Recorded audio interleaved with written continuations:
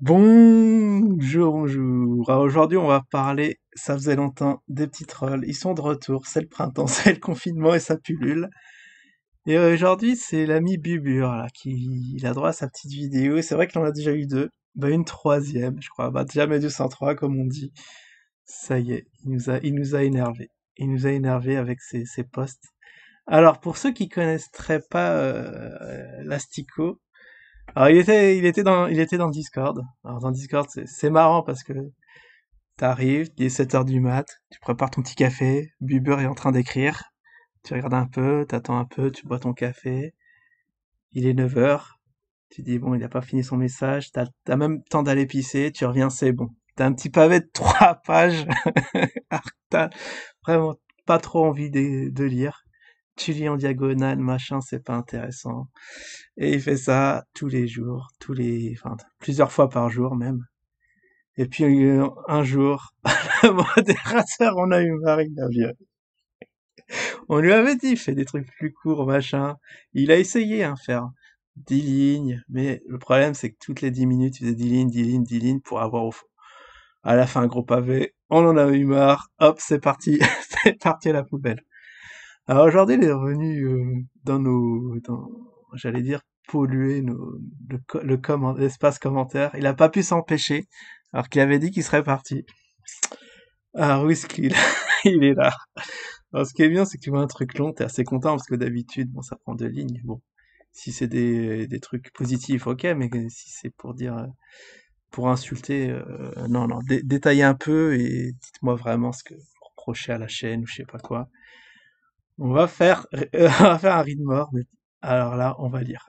On va lire le début, on va répondre, parce que trop la flemme on va pas répondre à l'écrit à ça, quoi, quand même. Ah oui, ça c'était suite aux ATM Vétio. Vétio, d'accord. Pourquoi pas? Pourquoi pas? Il y a des choses à reprocher sur ce que j'ai mis. On va voir ça tout de suite. Tu es incapable de voir l'ATM installé dans un bar, à la déco western où il n'y a aucun client, sur le vœu de KB. Bah, ça, je l'avais dit dans la vidéo, qu'il y avait pas grand monde, on voulait voir qu'il y ait du monde l'utiliser, enfin, je sais pas, attends, déjà, ça commence mal. Ces ATM sont destinés à vendre des Inziri Afrix contre du cash en France, CFA. Ah, ouais, d'accord, on a une info quand même. Je me suis dit, ouais, c'est exactement ce que j'ai dit en vidéo, mais du CFA sur Betio. Bon, très bien. On a une petite info. Ok, c'est pas totalement inutile. Alors, c'est l'équivalent de Hachazine pour les Burkinabés qui pourront désormais acheter d'usine Ziri Afrix KB directement contre du vieux cash tout pourri. Bah, j'avais pas compris ça, mais ok. Ok. Bah, tu me donneras les liens parce que ça m'intéresse. Tu arrives à comprendre que KB va vendre que des coin tokens sur wallet perso, celle de l'équipe avec des ATM. C'est une question? Bah oui, j'arrive à comprendre. Attends, c'est tout? Ah, je suis déçu! Ah, je suis déçu. Ah bah ça va durer 5 minutes. Bon, moi ça va être court. Ah non, mais ce qui est bien, c'est que moi, il y a eu un commentaire. Ah, je me délègue des commentaires, des commentaires. Alors j'aime bien quand il y a deux gogoles qui parlent entre eux. En plus, oh, ils parlent beaucoup. C'est un véritable plaisir. Alors, qu'est-ce qu'il raconte? Bah, je dis gogol parce que voilà, il a repris le design de comment ça s'appelle? De permaculteur, donc incapable de trouver un truc original par lui-même. Qu'est-ce qu'il nous a fait, j'imagine, qu'il reprend... Non, il reprend rien du tout, il y a même rien. Ok. Et le pseudo, les arts grimpent au mur. Qu'est-ce que c'est? Qu'est-ce que c'est que ces trucs? N'importe quoi. Bon, alors qu'est-ce qu'il nous raconte?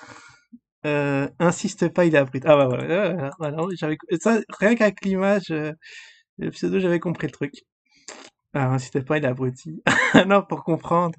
Wesh Trading, bah, c'est pas simple, hein, Wesh Trading, je suis sûr qu'il y en a qui n'ont pas compris, même toi. Et il pousse à acheter. Comment ça, il pousse à acheter? Qu'est-ce qu'il raconte? Il a une grosse communauté d'ados prépubères de 40, et il a 40-50 ans. Et alors? Qu'est-ce qui se passe? Qu'est-ce que t'as contre les ados prépubères? C'est quoi ton problème? Il est dans sa chambre de fun. Bien vu, bien vu. Bien vu, bien vu. Le Burkina, pour lui, c'est comme, c'est comme la Seine-Saint-Denis. D'accord, c'est pas. À la fin de fin, j'adore quand même. Bon, t'es pas si attardé que ça, au moins t'as le mérite de faire rire. Ah, ce qui est bien, c'est qu'après, ça répond. Ça répond. Oui, le riz de mort, ça me fait peur. Alors, les arts contre mur, je pense qu'il n'a toujours pas compris le wash trading. Parce que ça aurait pu s'arrêter là, si personne n'avait répondu au truc, que c'était propre, clair et précis, mais là, on va partir dans des débats, je sais même pas quoi. La semaine dernière, Poup était très fier du rebond technique qu'il avait calculé et prévu grâce au retracement de Fibonacci. C'est d'ailleurs à se demander parfois si Pump ne serait pas sponsorisé par KB. Eh, franchement, faut être vraiment gogol pour croire que je suis sponsorisé par KB. Franchement, il y a aucun abruti sur Terre qui pense ça. Mais franchement, aucun. Il y a que toi, quoi. Ou indirectement, ouais, même par Jim. Le gars qui me crache à la gueule, je suis sponsorisé. Ouais, mais bien sûr, t'as vraiment de l'imagination. Oula, oula, oula. D'accord, c'était l'iceberg qui cachait, c'était le haut de l'iceberg qui cachait le bas. Parce que, voilà. Voilà, ça fait plaisir. Des longs commentaires à la Bubur. Bubur is back. Je crois que je vais l'appeler comme ça la vidéo. Alors, si KB ne pouvait pas utiliser des bots comme sur Binance ou d'autres exchanges qui se veulent sérieux, tu sais qu'il y a des bots sur Binance, mais bon, bref, qui se veulent sérieux et refusent ce genre de pratiques strictement interdites sur les marchés boursiers. Ah bon? Ah bon, tu m'apprends quelque chose. Et, et je pense que le cours d'usine serait proche de zéro, voire dead. Ah, tu penses trop, cafard. Achète d'usine au lieu de cracher dessus. Il est évident que si le cours d'usine devait passer en dessous du cours de l'ICO, 45 centimes, merci de le rappeler, ça c'est une bonne info aussi, ce serait la débandade. Bah ça, c'est ce qu'on verra, on verra. Bah si, on a été à 39 centimes à un moment, on a fait une mèche à 39 centimes, qu'est-ce que tu racontes? On a déjà atteint il y a même pas un mois, il y a 2 semaines, il me semble. Même j'avais fait une petite vidéo de gueulante où je disais que le zine était à 39 $. Là, tu racontes n'importe quoi. Tant que le cours ne passe pas au-dessus des 45 $, les investisseurs n'ont rien perdu. Là, quand il était à 39, oui. Pourquoi ils ont pas tous vendu quand c'était à 39? Ils ont pas paniqué, les investisseurs, non, non. Elle est bien loin l'époque Jim et KB vendaient d'usines en expliquant, euh, en expliquant que le BC Vetio, qu'est-ce que c'est que ça? Allait permettre aux Africains de créer des DApps pour leur permettre de lever des fonds. Rien compris.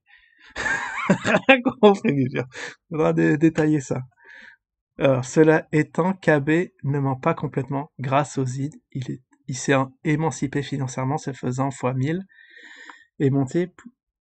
Ah, attends, il est monté à moitié ou quart africain. Ouais, bah, et alors? Et alors? Bah, il a pas menti, c'est. Il a pas menti, du coup. Il ne ment pas complètement. Je sais pas, quand il y a mentir et complètement, c'est comme les fausses vérités, je bug, je comprends pas trop. Bon, bref, ok. Après, qu'est-ce qu'il me raconte? Il est stupide, d'accord. Ok. Premièrement, il a dit, il est abruti, il est passé à stupide. Super, super le champ lexical Les Arlios aussi, là, s'il insiste trop, on va devoir dératiser, décafardiser. Bien, tout ça vite fait, bien fait, parce que, qu'est-ce que c'est que ça? Poup est idiot, Poup a expliqué avoir été un grand trader sur le Forex. Avec, je, avec, je cite, ouvrez les guillemets, des gains ces chiffres, ça rigole pas. Bah ouais, ça rigole pas. Et alors? C'est tout? Enfin, j'ai pas compris. En tout cas, t'as rien à apporter de nouveau par rapport à ton précédent. Enfin, tu te répètes, on va dire, tu te répètes. Les arbres, oh ouais, ça finit pas, mais franchement, les gars, vous m'éclatez. Au moins, vous avez le mérite de me faire rire. Alors, par politesse ou gentillesse, je ne serai pas aussi radical que cela, mais je dois dire que dès les premières vidéos, ces pseudo-analyses techniques que j'ai pu voir, j'ai vite compris qu'ils n'y connaissaient rien du tout. Ah bon, parce que toi, tu connais l'analyse technique. Ça, c'est une nouvelle. Quand tu as bouffé un paquet d'analyses techniques, t'as bouffé un paquet d'analyses techniques, toi. Ah, je voudrais bien voir tes sources. Montre-moi tes sources, parce que j'ai un petit doute. J'ai un gros doute. Oui, t'as bouffé des vidéos de Karimechi, mais d'analyse technique, j'y crois pas une seule seconde. Donné par des gars sérieux, bah dis-moi qui. Dis-moi au moins un gars tu vois immédiatement que là, il est en train de rêvasser, là, que Poop n'y connaît absolument rien du tout. Même l'interface qu'il utilise, il ne la connaît pas. Bah oui, oui, moi, j'ai jamais dit le contraire. C'est pas parce que tu connais pas une interface que je connais pas d'autres interfaces que je trade, notamment Fortuneo, pour pas le citer. Et il a découvert, et il la découvre devant toi, on comprend pas ce qu'il fait. D'accord, donc toi, t'as pas compris non plus, du coup. Du coup, dis pas que t'as compris. Ah, des plus-values à 6 chiffres sur le Forex, impossible. Pourquoi impossible? Je peux t'en citer des dizaines et des dizaines qui ont fait des gains à 6 chiffres sur le Forex. C'est quoi le délire? Il faudrait déjà qu'il y ait des fonds pour pouvoir trader correctement. Ben, je les ai, les fonds. Pour toi, c'est quoi des fonds corrects pour trader? Ben, explique-moi de plus, parce que tu me laisses sur ma faim, là. Parce que j'ai jamais montré mon compte action ni Forex, parce que je cherche. Donc, je sais pas de quoi tu parles. Ensuite, c'est un peu comme le belge Fred, dit permaculteur anarchiste, qui, autant anarchiste que je suis fâcheux. Ah bon, t'es fâché, toi? Et qui fait de la permaculture dans des pots en plastoc de 3 centimètres de diamètre. C'est quoi ce délire? Où t'as vu ça? Avec des cactus achetés au supermarché en promo. Ah, il a le sens de la rhétorique. Ça c'est beau. Ça, c'est beau. Mais bon, ça encore, c'est de la parlotte, c'est parler pour parler, parce que, je sais pas, j'ai pas vu ces pots-là. Il y a 5 mois, Permaculture expliquait qu'il ne savait pas utiliser de wallet, ni trader, et qui déléguait ça à un ami. Ça, c'est pas faux. 3 semaines plus tard, son copain l'avait arnaqué de X Zincoin et n'y comprenait rien. Ouais, ça c'était dans le live d'Ali. On avait suivi ça où Rissou l'avait gentiment aidé, il l'a envoyé perdre. Il l'avait aidé et derrière il l'envoie perdre. Là, ça c'était hallucinant. C'est vrai qu'il y a eu cette affaire-là un peu louche. Puis 15 jours plus tard, Permaculture était venu le king des traders. Bah, il a été vite, hein. Enfin, en plus, ça fait pas 15 jours. Dans l'historique, ça fait depuis janvier, donc ça fait depuis 4 mois qu'il est en train de trader comme un dingue. Des trades sur le Zine, en récupérant toutes ses pertes, et aujourd'hui, il trade toutes les cryptos à la con, faisant des profits énormes. Putain, mais il est long ton message. Il y a 3 mois, je devrais faire une seconde partie. Non, on fait une seconde partie. J'aurais pas le courage. Ouais, je vois que ça à faire d'un côté. Il y a 3 mois, il devait s'acheter une maison à retaper au Portugal avec un peu de terrain. Bah ouais, mais si t'avais suivi l'affaire, il voulait vraiment s'acheter une maison, mais le problème, c'est qu'il y a eu le Covid, les frontières étaient fermées. Et en plus, bon, quand il avait fait ses gains, il s'est dit, bon, il peut pas s'acheter qu'une maison, il devrait bah, la meubler, faire des trucs annexes. Donc, il continuerait le trading pour essayer d'avoir. Donc, l'objectif des 10K est augmenté. Donc, je vois pas là où le problème. Si t'as pas trop suivi l'histoire, t'évites un peu de parler. À y faire de la permaculture. Il était même censé partir la semaine suivante pour acheter sa maison, et puis, et puis quoi? Bah oui, bah c'est ce que je dis, bah ça, bah, t'as suivi l'affaire, donc c'est quoi le truc? À freiner ses projets, bah, tu refais son histoire, qu'est-ce que tu reproches au final? Donc, à freiner ses projets, finalement, il aurait gagné tellement d'argent dans les shitcoins que ce serait pas une maison qu'il veut acheter, mais un village entier abandonné. Bah ouais, bah, et alors? Et? Et c'est c'est tout! Bah, il a changé ses plans. Comme disait un homme très connu, and I changed my plan. On a le droit de changer ses plans. Enfin, t'as tout suivi l'affaire et je sais pas, tu retraces l'affaire et je sais pas, et, j'attends le et. Ces mecs sont gentils, mais ce sont des gros mythos. J'aime bien. Derrière leurs écrans. Qu'est-ce que c'est que ce délire? Les seuls qui s'en sortent bien dans l'histoire d'usine sont bien entendu KB avec ses 2,2 millions d'euros de vieux euros tout pourris, bah ce sont des euros, qu'il a pompé à l'ICO d'usine Coin. Eh ben oui, c'est lui qui a réussi à donner de la valeur virtuelle à ce token versé. Bah non, elle est réelle cette valeur, elle est pas du tout virtuelle. Et puis il y a Jim, l'escroc, et la Jim Team. Un gars comme Jihad a pu se prendre un, wow, un 100K, un 250K grâce au poisson. Ah ça je veux bien les sources parce que c'est une info intéressante, ferré par Jim le menteur. Et il est en train de prospecter dans des coins comme la Thaïlande pour monter un commerce avec des danseuses, des putes et des trucs. Mais ça, c'est quoi tes sources? Ça a l'air de l'extrapolation, ça a l'air d'être toi le mytho, hein. Tout compte fait. Simon a aussi reçu sa com, ou a vendu sa part de Zincoin, mais il semble plus économe. ou a envie de bâtir sa vie au Maroc, si ce n'est déjà fait, donc femme, maison, enfant. Encore de la spéculation, j'imagine. Et Jim a également touché sa part du butin en changeant d'appart.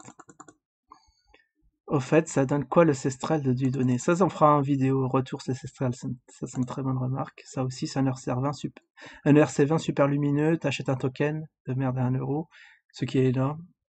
Sans être coté, il va monter à 2 €, incroyable et surprenant que Jim n'en achète pas. Bah, qu'est-ce qu'on sait? Qu'il en l'a pas acheté.